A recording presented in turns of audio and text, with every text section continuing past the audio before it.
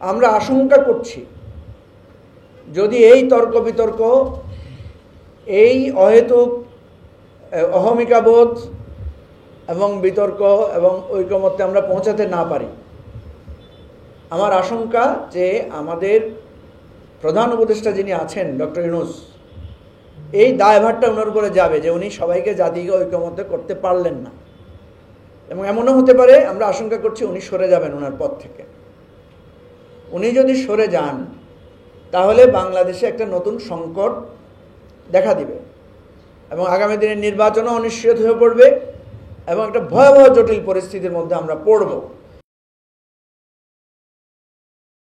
আজকে আপনাদেরকে আমার এটা বলতে দ্বিধা নাই, যেহেতু আমরা একটা সমাধানে পৌঁছতে চাই।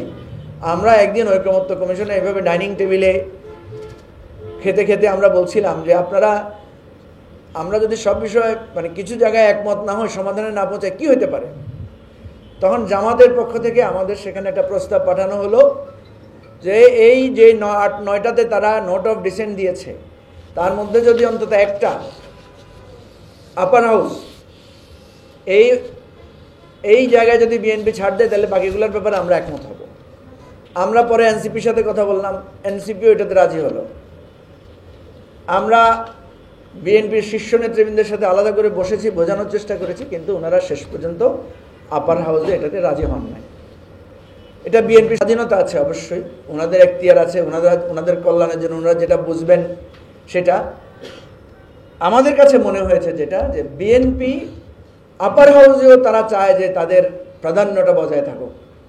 ওই যে আপনাদেরকে বললাম যে সংস্কার চায়, তবে নিজের প্রাধান্যটাকে মাথায় রেখেই সংস্কারটা ওনারা করতে চান। এটা আমাদের কাছে মনে হয়েছে। আমাদের যদি ভুল হয় সেটার জন্য আমরা নিশ্চয়ই ক্ষমা সুন্দর দৃষ্টি আশা করব না। আমাদের কাছে মনে হয়েছে জাতির বৃহত্তর স্বার্থ বিবেচনা করে আমরা যদি এটাতে যেতে পারতাম তাহলে একটা সমাধান পৌঁছানো সম্ভব হতো। এখন এই জায়গাটাতে আমরা আবারও অনুরোধ করব, আশা করব যে প্লিজ এই জায়গাতে হলেও তর্ক বিতর্ক, আপনাদের যে ইগো এবং একে অপরের যেই অহমিকা, এগুলো যদি আপনারা ত্যাগ করে একটা সমাধানে পৌঁছতে পারেন তাহলে মানুষও একটু আশা পাবে, সামনে নির্বাচনটাও করা যাবে এবং আমাদের কিন্তু অধীর আগ্রহ যে আগামী দিনে একটা নতুন বাংলাদেশে আমরা প্রবেশ করব। আমাদের কিন্তু এখনও অনেক সংকট আছে, অনেক সমস্যা আছে। আমরা আশঙ্কা করছি যদি এই তর্ক বিতর্ক, এই অহেতুক অহমিকাবোধ এবং বিতর্ক এবং ঐকমত্যে আমরা পৌঁছাতে না পারি, আমার আশঙ্কা যে আমাদের প্রধান উপদেষ্টা যিনি আছেন ডক্টর ইউনূস, এই দায়ভারটা ওনার উপরে যাবে যে উনি সবাইকে জাতিকে ঐকমত্য করতে পারলেন না। এবং এমনও হতে পারে, আমরা আশঙ্কা করছি উনি সরে যাবেন ওনার পদ থেকে। উনি যদি সরে যান তাহলে বাংলাদেশে একটা নতুন সংকট দেখা দিবে এবং আগামী দিনের নির্বাচনও অনিশ্চিত হয়ে পড়বে এবং একটা ভয়াবহ জটিল পরিস্থিতির মধ্যে আমরা পড়ব। এটা আমাদের এই দলের পক্ষ থেকে আজকে আমরা জাতিকে সাক্ষী রেখে আমরা বলছি, অতীতে আমাদের গোয়ার্তুমের জন্য, অতীতে আমাদের এই ধরনের ছাড় দেওয়ার মানসিকতার অভাবের কারণে, এই অহমিকাবোধের কারণে আমরা অনেক জটিল পরিস্থিতিতে পড়েছি। 1/11-এর মতো ঘটনা এ সমস্ত কারণেই হয়েছে। প্রিয় দেশবাসী, আপনাদেরকে আমরা বলবো যে প্লিজ আপনারা সকল দলকে বোঝানোর চেষ্টা করেন। আমাদেরকে নিবেদিত করেছি। দেখেন, আমাদের সাথে জামাতের একটা বিরাট দূরত্ব সংকট আছে, তারপরেও আমরা জামাতের কাছে গিয়ে বোঝানোর চেষ্টা করেছি, কারণ জামাতের অনেক বক্তব্য এমন আছে যেটা বিভেদ তৈরি করে। এনসিপিকে আমরা বোঝানোর চেষ্টা করেছি যে আপনারা আমাদের এই গণ অভ্যুত্থানের নায়ক, আপনাদের অনেক কথার মধ্য দিয়ে উত্তাপ ছড়ায়, বিভক্তি তৈরি হয়, আপনারা প্লিজ এগুলো করবেন না। বিএনপিকে আমরা বোঝানোর চেষ্টা করেছি যে আপনারা 15 বছর ধরে ক্ষমতায় আসার জন্য অপেক্ষায় আছেন, কিন্তু ক্ষমতায় আসতে পারছেন না। আপনাদের রাজনৈতিক সিদ্ধান্ত, আপনাদের প্রজ্ঞা এই জায়গাটা এখানে প্রয়োগ করেন। আজকে এই দেশবাসীকে, জাতিকে আমি সাক্ষী রেখে বলতে চাই, ইতিহাসে এটা লিখে রাখবেন, যদি আমাদের এই আহ্বান আপনারা কর্ণপাত না করেন, আগামী দিনে যদি কোনো কঠিন পরিস্থিতির সৃষ্টি হয় এই দেশবাসী জাতি আপনাদেরকে দায়ী করবে। তখন হয়তো আপনারা অনেক ছাড় দেওয়ার কথা বলবেন, তখন হয়তো অনেক কিছু বাদ দিবেন। দেখেন, শেখ হাসিনাকেও কিন্তু আমরা বলেছিলাম যে আপনি পদত্যাগ করে একটা তত্ত্বাবধায়ক সরকারের অধীনে নির্বাচন দেন, নির্বাচনে আপনিও আসেন, আমরাও নির্বাচন করি। কিন্তু শেখ হাসিনা বারবার আমাদের এই আহ্বানকে প্রত্যাখ্যান করেছে। শুধু সাধারণভাবে প্রত্যাখ্যান করে না, আমাদের কণ্ঠরোধ করেছে, আমাদেরকে মেরেছে, গুম করেছে, জেলে পুরেছে, আহত করেছে, রক্তাক্ত করেছে। আজকে শেখ হাসিনা দেশ থেকে পালাতে হয়েছে, তার লাখ লাখ কর্মী, তার লাখ লাখ লোকেরা মানুষের কাছে আজকে ঘৃণার বস্তুতে পরিণত হয়েছে। আওয়ামী লীগ করে এই কথা সাহস করে বলার লোকদের না, এটা ভয়ের জন্য না, লজ্জাও একটা ব্যাপার হয়ে গেছে। সুতরাং আমরা অনুরোধ করব, প্লিজ, আওয়ামী লীগ যে ভুল করেছে, আওয়ামী লীগেরও এই ভুল থেকে সংশোধন করে তাদের জাতীয় রাজনীতিতে তাদের ফিরে আসা উচিত। ভুল শুধরে শাস্তি ভোগ করে আসলেই তাদের সঠিক জায়গাটা হবে। আদারওয়াইজ তারা সারা জীবন বাংলাদেশে খুনি, সন্ত্রাসী, গণহত্যাকারী দল হিসেবে চিহ্নিত থাকবে। তেমনিভাবে অন্যান্য রাজনৈতিক দলকেও আমরা বলবো যে, সরকারকে আমরা বলবো যে নোট অফ ডিসেন্টের বিষয়টা বিএনপির সাথে আপনারা আবার আলোচনা করেন। বিএনপি যে যুক্তিটা তুলে ধরেছে এটার মধ্যে একটা যৌক্তিকতা আছে। বিএনপি বলেছে যে নোট অফ ডিসেন্ট তো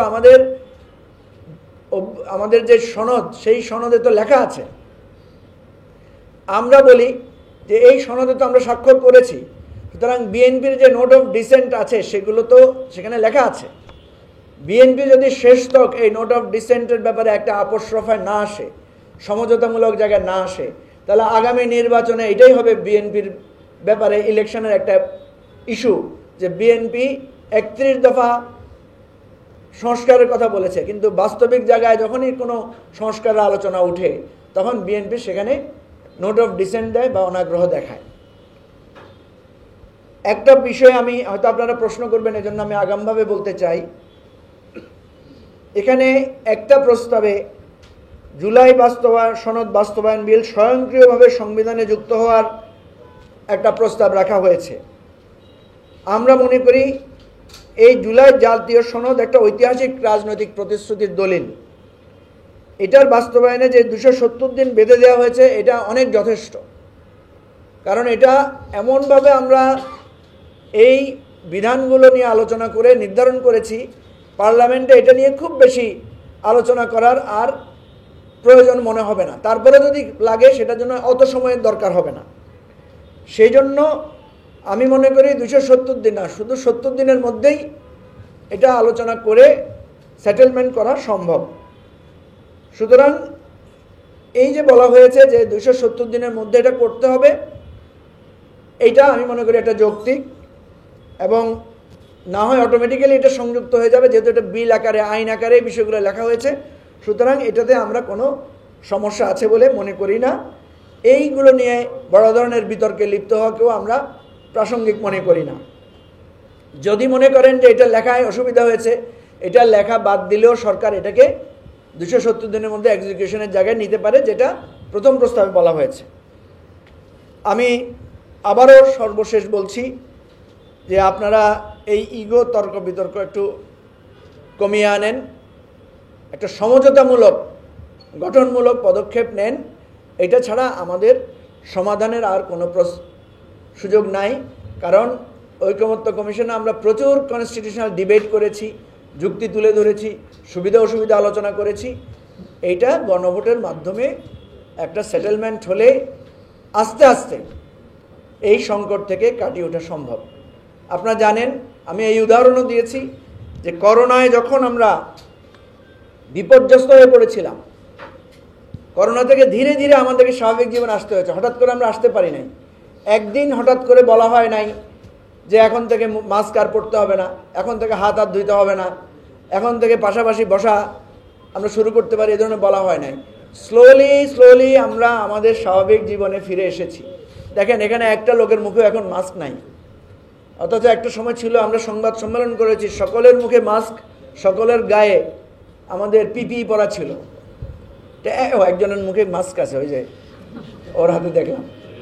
যাই হোক, তো আমরা যেটা বলছি যে অস্বাভাবিক অবস্থা থেকে স্বাভাবিক জীবনে ফিরতে একটু সময় লাগে, অনেক স্যাক্রিফাইস, অনেক সমঝোতামূলক পরিস্থিতি আমাদেরকে মানতে হয়। তো আমি আপনারা এই জাতীয় সংকটে এই দ্বিধা বিভক্তিকে আর প্রশ্রয় দিবেন না।